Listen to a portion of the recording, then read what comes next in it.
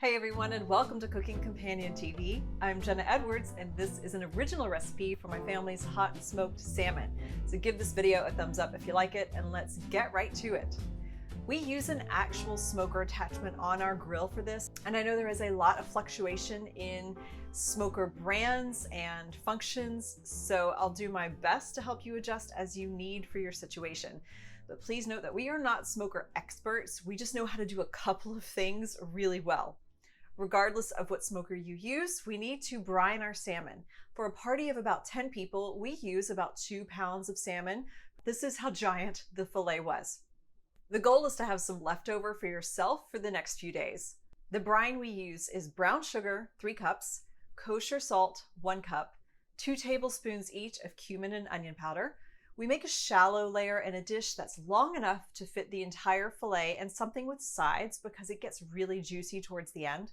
So rinse and pat dry your salmon and layer it on top of the sugar mixture, and then cover it with more sugar, enough that you mostly don't see the fish under there. You're going to encrust the entire fillet.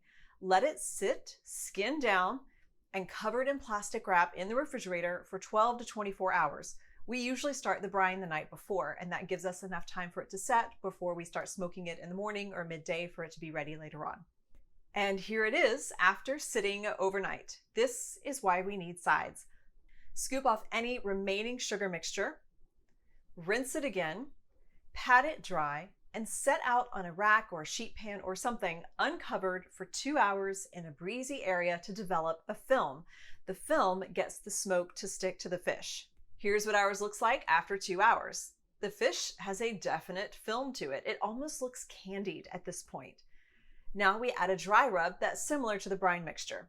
1/2 cup of brown sugar, 2 tablespoons of salt, 1 tablespoon each of cumin, paprika, onion powder, and garlic powder, and 1 teaspoon of black pepper. This will be a thin layer, not like a crust like we did before. In the meantime, fire up your smoker to about 200 degrees. We use a mix of hickory and apple wood.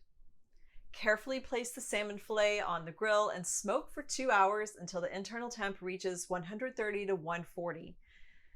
And there it is, our sweet, smoky, tasty salmon. It's really juicy, and it gets better a day or two later. I'll serve it with a squeeze of lemon and maybe even a shawarma white sauce.